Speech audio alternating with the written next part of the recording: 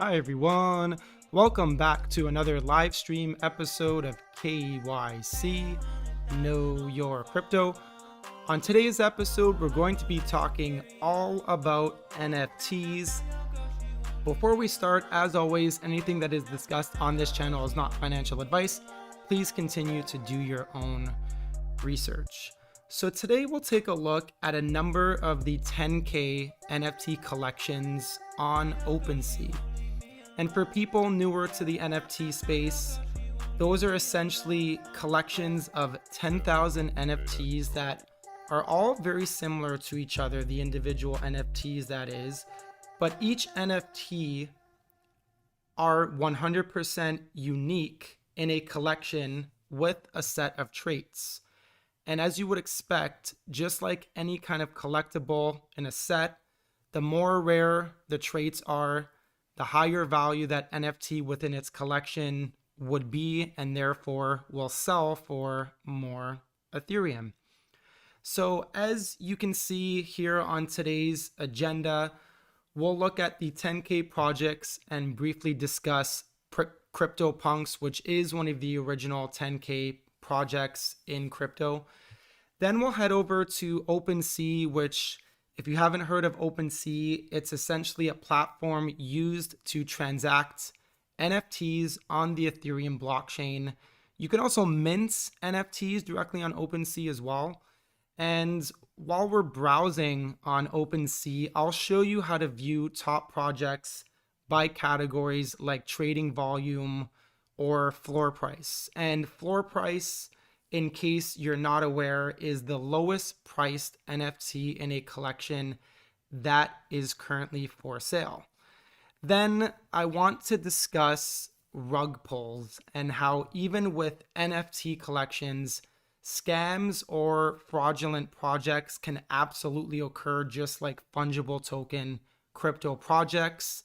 There are scammers and bad actors virtually everywhere in the world, especially the crypto space.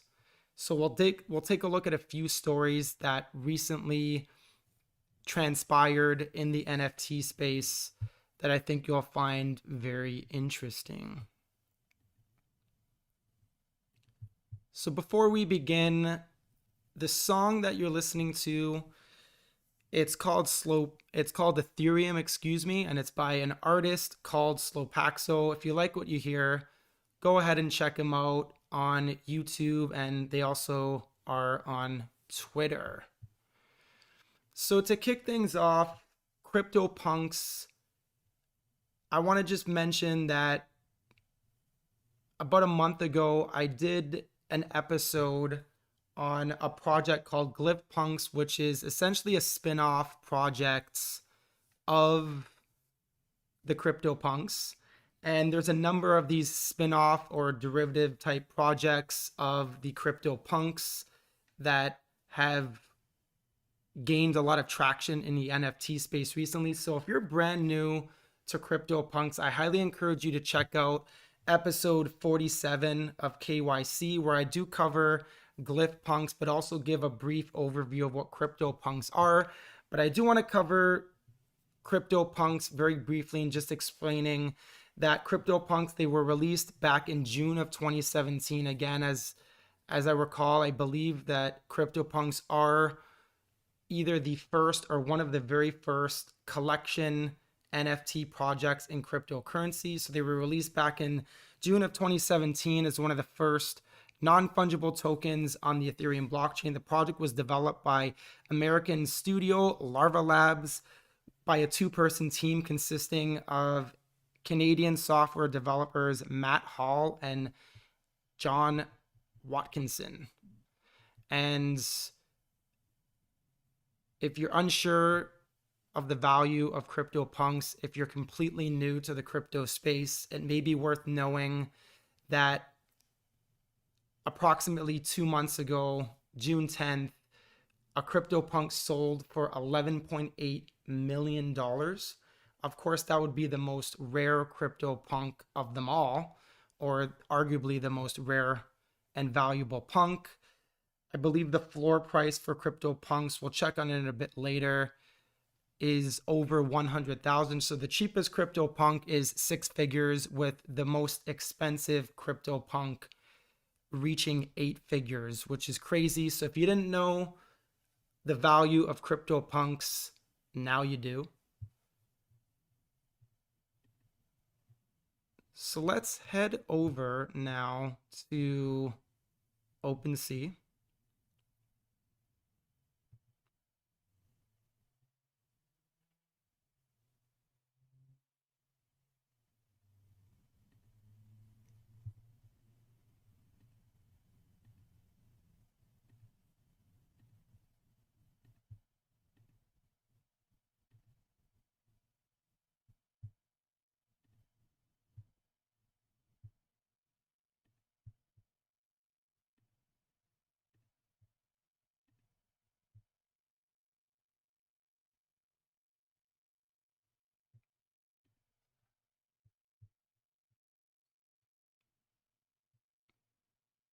Right, let's move this onto the screen. Hopefully everyone can see it now.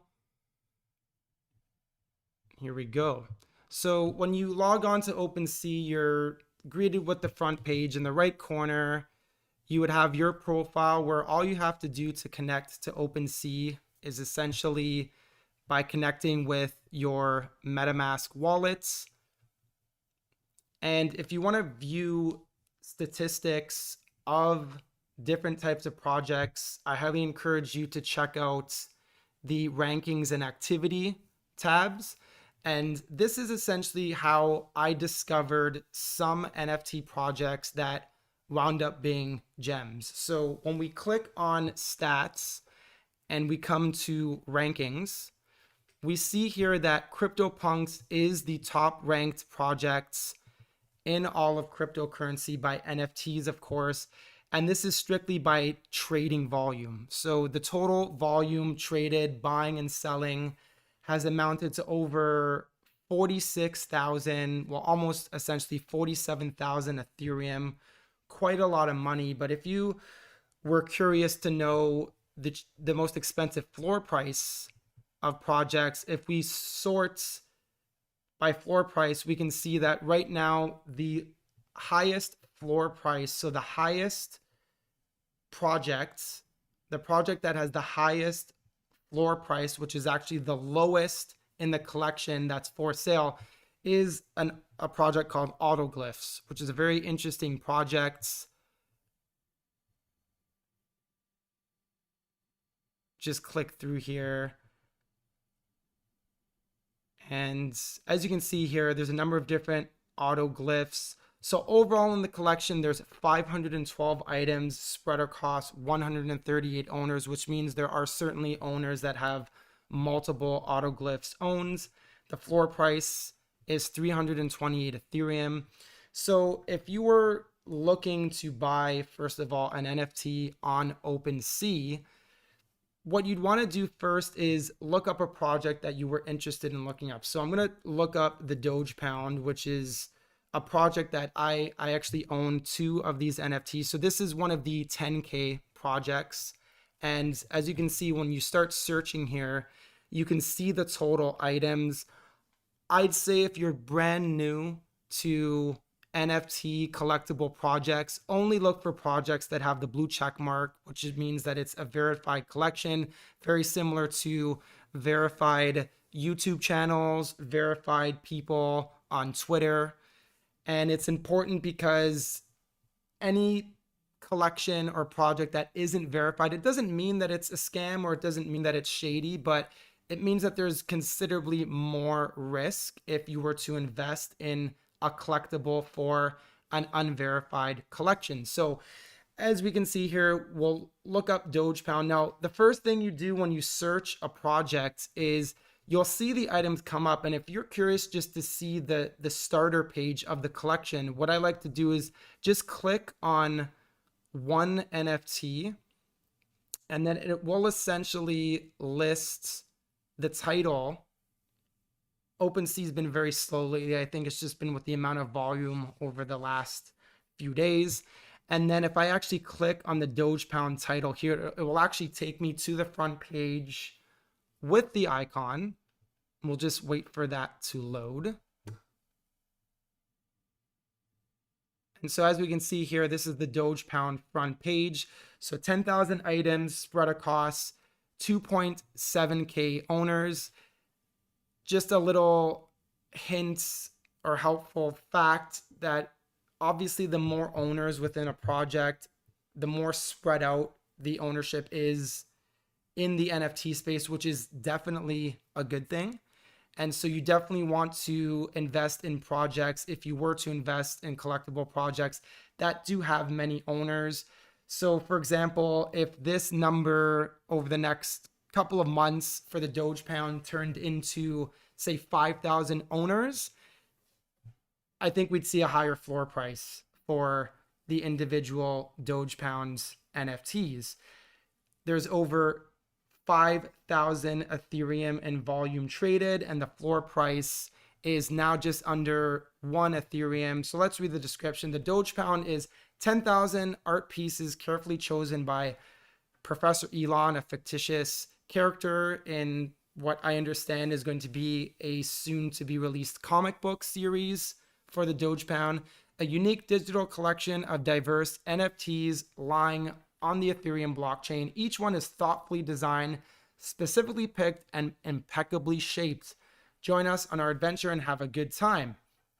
What's interesting here is that if you own a Doge Pound NFT, you essentially have creative and commercial rights as well as inclusion in the game. So if we want to sort by, if you want to get into a project, usually best to start by buying the lowest priced item, because there's considerable risk when buying and investing in an NFT. A lot of people are in the NFT space for short-term gain, while there's a number of other people that are in it for the long haul. So if we were to sort by low to high, we essentially see all of the Doge Pound NFTs priced low to high, but this will, just as we wait for it to load, this will include items that are currently up for auction. There's a couple different ways that you can sell NFTs on OpenSea. One of them is just a direct sale, and the other way is through an auction. And the owner can essentially auction off an NFT, and once the top bid is in, if the owner decides that the bid is too low, they can cancel and they don't ultimately have to sell the NFT.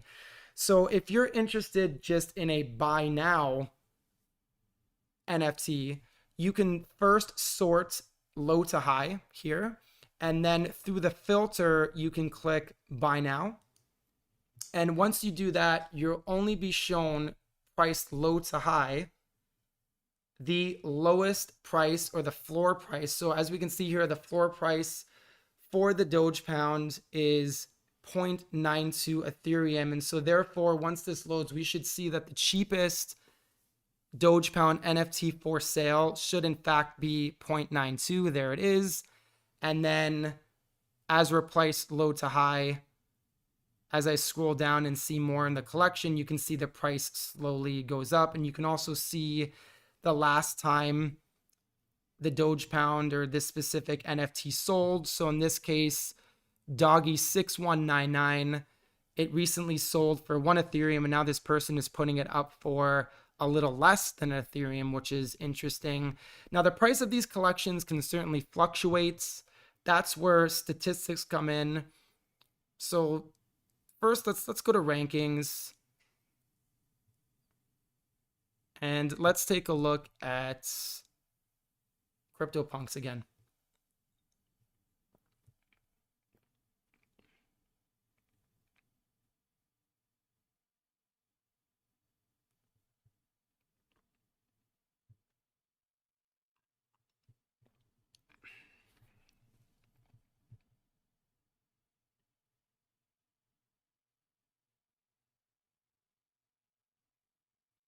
So as we can see here, we can check the activity of recent CryptoPunks.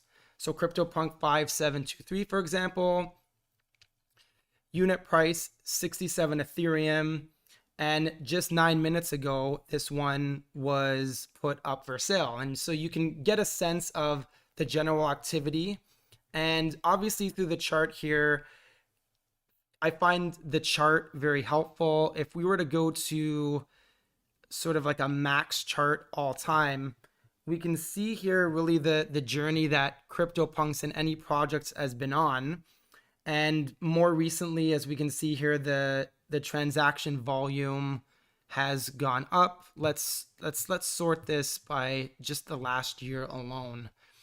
And once the chart loads, as we can see here, we're going to see a surge over the last couple of months. NFTs really, when the Bitcoin price was bottoming out at around 28, 29,000, that's when the crypto market really started to pick up, before really all the fungible token projects started to pick up. And as we can see here, over the course of late June, that's when things started to have a bit more activity with respect to CryptoPunks. And as you can see, just like a regular fungible project chart, there's ebbs and flows with these projects. So if you were to invest in an NFT and you don't see immediate gain, or you see the price drop, say 50%, 20% or more after you've purchased an NFT, not financial advice, but I think the best thing to do is to hold on to it and see if it mounts some steam in the future. And this happens quite a bit with these projects, where sometimes the real value is not realized until many months or many years later.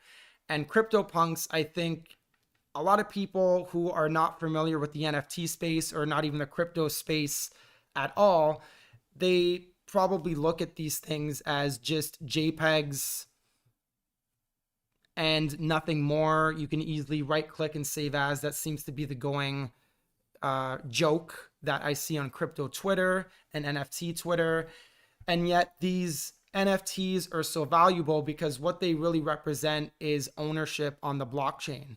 And 100,000 people can right click on a CryptoPunk 1575, they can save the image, but that really doesn't mean anything because they wouldn't be the owner of it on the blockchain.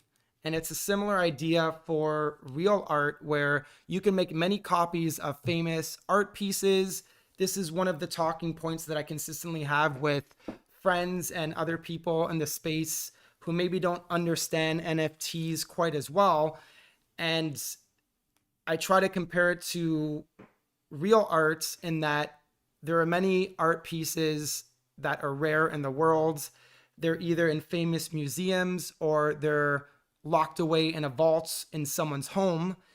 And obviously many copies of these art pieces can be made, but the copies clearly do not have the same value as the originals. And so what you get with these projects is an original here. So obviously CryptoPunks is a 10K project, so there's 10,000 of them, but this NFT specifically, CryptoPunk 1575, just to use again as an example, this is unique. There's no other CryptoPunk that has this hat, that has this eye visor over, that has this goatee. There's no other CryptoPunk exactly like this. And when you click on properties of an NFT, so I guess it's not a hat, maybe it's a shaved head. So as we can see, accessory, goat, 3% have this trait. Type male, 60% have this trait. Accessory, shaved head, 3% of CryptoPunks have this trait. And accessory, VR, so I guess this is a virtual reality visor, and only 3% have this trait. And so the more rare the traits, as I mentioned at the top of the show, obviously the higher in value an individual would consider this NFT as. Now, I want to pivot back over to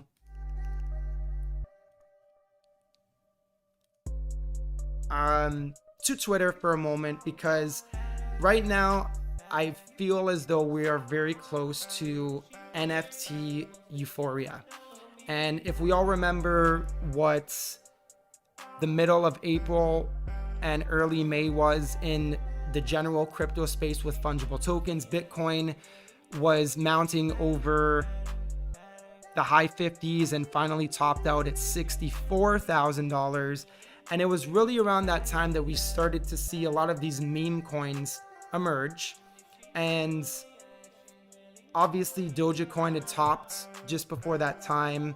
We saw Shiba Inu have a large run, but there was a number of these other meme coins that really started to come out.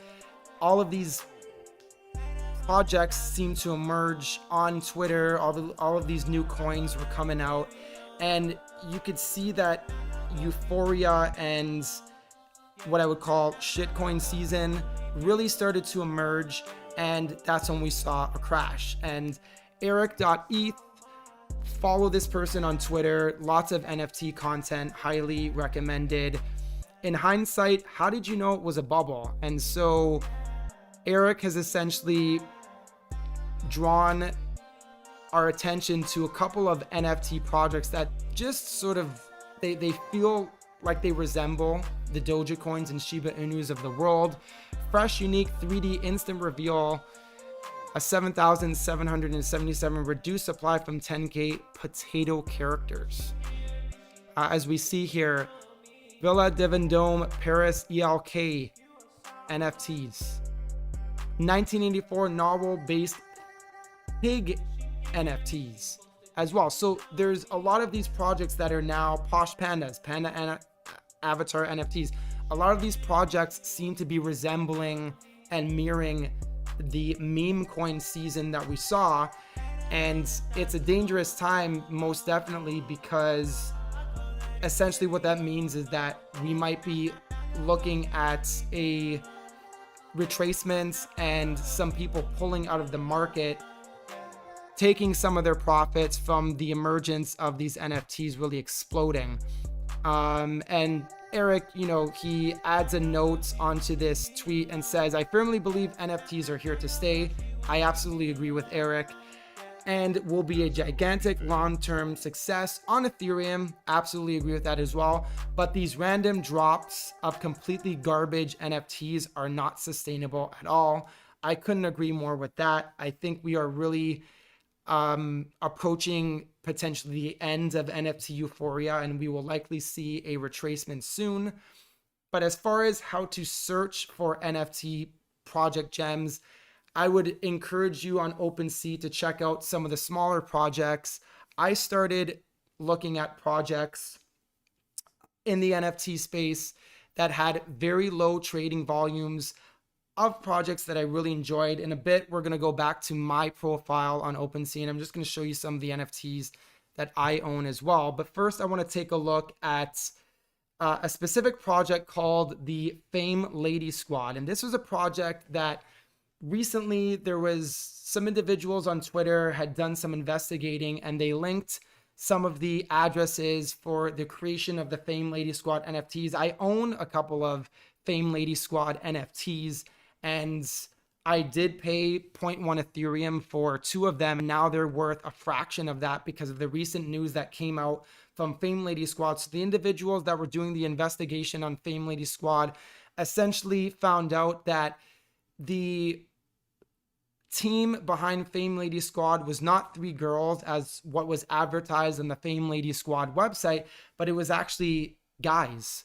And that's okay if there's obviously men, women in the space making projects, but this activity came across very fraudulent because it was an anonymous team of supposedly 3 girls, and through some investigation, the individuals behind this project, I'm not sure that they were officially doxxed, so I'm not sure that it came out who they actually were, but it was proven that they were not actually men. Or they were not actually women, that they were men. And so the Fame Lady Squad just a few hours ago released a statement on Twitter, a thread about the whole situation in the NFT community, Fame Lady Squad, and a couple of other projects. I believe CCGC is the Cyber City Girls Club, which is, I also minted some of those recently. So what comes to our mind is the fact that some people in the NFT community cannot imagine how no names were able to create something beautiful and big. Fame Lady Squad was and is the project without any big names behind it. Everything was made by people who truly believe in NFTs and the community itself. We want to thank and congratulate Fedor Linik on the investigation you made about us and products we are involved in, though certain points were absolutely false. Let's make it clear. Fame Lady Squad was created by a male team, and we are very sorry for not saying this previously. But it doesn't mean that this is a scam or fraud, and I think that that's certainly up for debate, this specific line here, but that doesn't mean that it is a scam or a fraud. We love the NFT community and everything that is related to NFTs. We realize that there is an absolute lack of female projects in the space, and because we are really fascinated by the power of women, we made this successful project. As Fedor says later, the only founders of another project collection of beautiful animated cards with a big roadmap that was completed and ERC20 tokened are these two individuals and another one. People who bought these NFTs gained benefit by selling ERC20 tokens. Moreover, the biggest holders were given refunds after we realized there is no way there would be a sellout. So Cyber City Girls, another project that we'll take a look at in a few moments, was founded by John Russo, two talented girls that made art and helped with the concept. Smart contract was made with the help of Max Rand. 7 projects on the Binance Smart Chain that were almost successful were created by the same people who made Fame Lady Squad. As to the Unicorn GG Club, it was fully created by another person who we know, but he is not affiliated with any other except for NFT hustlers. So they just go on to talk about a bit more. Another project that came out recently was this Queenship project, although they've tagged the wrong account here, or maybe this person's deleted their account. We're not affiliated in any sense with the Queenship and Neuropunks. These assumptions are wrong. Unfortunately, we don't know any info or contacts with the founders of these two projects. And it's interesting to see some of the comments here. So I believe that they were doing a live stream some point this evening. So the Cyber City Girls Club will be doing a stream with some of the individuals behind the creators, and they link to the Discord. There was some question also whether or not the Fame Lady Squad had donated to a charity that they said that they were going to donate to. I believe that they've supplied some proof and they had to pay care.org in smaller transactions. So I believe they said they were going to pay $30,000 or $40,000, and there was a transaction that only went through for $8,000. So Fame Lady Squad got some slack for that, but care.org came through and said that they were paid. But as you can see here, some of the comments really tell the tale. Shame on all of you. None of you are welcome in this community from this day forward. That's from NFTs anonymous.eth. And again, just as I was mentioning earlier, what is this then? 3 individuals on the team, Cindy, Kelda, and Andrea. Cindy, who's the artist and marketer, Kelda, the artist and ideologist, and then the developer, Andrea, or Andrew, maybe. So this was obviously fake. And so I think when you see the statement where they say, the Fame Lady Squad says, we did not come out and say that we were men behind the project, I don't think that's good enough, particularly because clearly they fronted that they had 3 women involved that were essentially doing the artistry, the marketing, I guess the idea behind the culture of this project, and the developer, clearly it's Andrea. I mean, they have 3 avatars of the Fame Lady Squad that are all women naturally. And so I think that that's one of the biggest disappointments in this entire debacle that is the Fame Lady Squad. Now, will this project recover? I do really like the art of this project, which is interesting. It'll be certainly telling to see if this project can recover on the basis that it was essentially created on a lie. So we'll definitely track that in the future and see what happens there. Before we get into my OpenSea account, I do just want to provide an update on Polychain Monsters. So recently, Polychain Monsters, they did rebrand from Pokemon.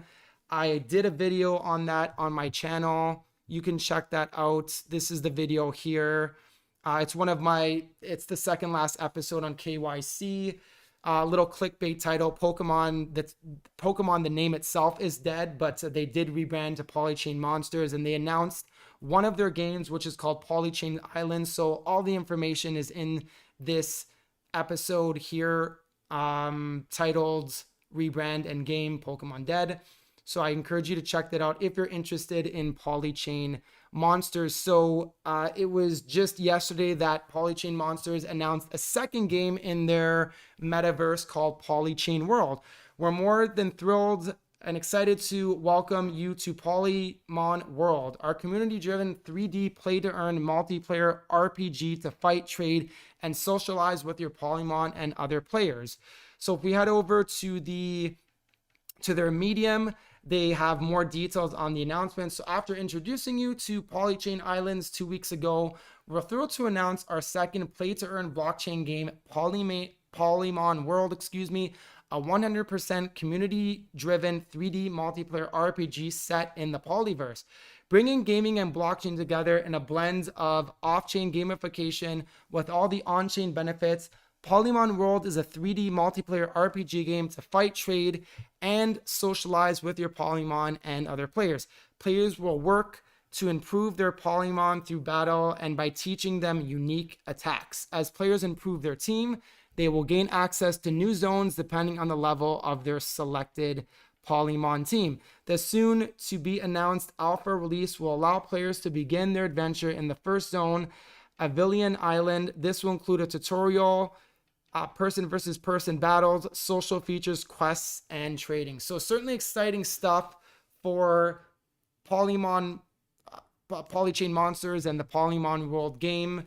We looked at the chart in this episode recently that I did on Polychain Monsters, and really it's been a down-only journey for Polychain Monsters. We'll take another look at the chart here. Polychain Monsters, and I'll just load the all-time chart, and it's not a very good looking chart. There was a lot of hype around this project. I did discuss this in my last video. The all-time high, as we can see here, was around $62, and we are 80% below that. It hit an all-time low on the 1st of July, $3.34. So since it's definitely made a surge, it's done about a 3x. So it's back just at around, it's over $10, $11.25. It's pumped quite a bit recently on the announcement of these two games, Polychain Islands and Polymon Worlds. So I would say that if you're a long-term holder of this project, it's definitely a good idea to wait and see, as we could see a real dramatic reversal over the next few months. I do also say that with caution though, because I don't see either one of these games being released before the new year. To develop gamification on the blockchain, it's extremely difficult and it takes a lot of time. And based on the recent announcements that Polychain Monsters did, there were no mentions of any beta release coming out. And so that tells me that we're probably looking at the earliest January or February of early next year to see some sort of beta release for either of these games. That's just my best guess.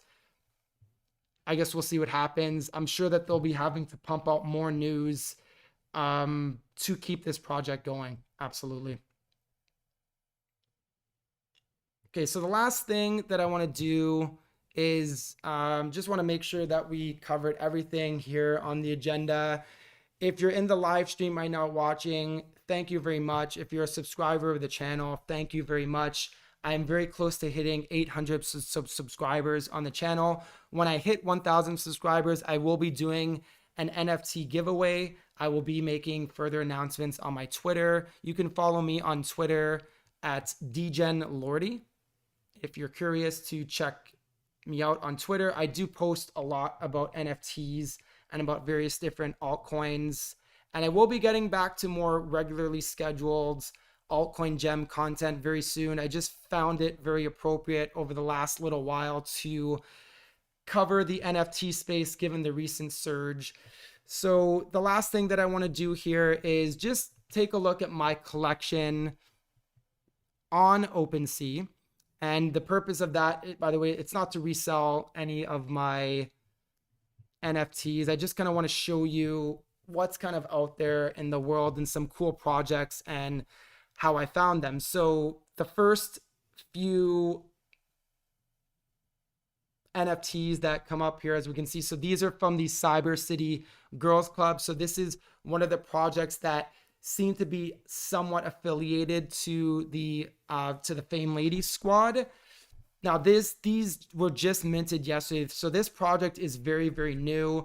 I plan on holding these 6 Cyber City Girls Club NFTs for quite a long time just to see where this project goes. I'm getting offers for very few Ethereum, so I'm just gonna hold and see what happens with this. So there's obviously a number of spin-off projects in relation to the crypto punks. So there's this project called Drunk Punks here. I'm going to open that up in a new tab. And then Zunks, which I'll talk about in just a moment. I have some other NFTs. I've minted some of the polychain monsters that I found to be a bit more rare, like the Uniaqua.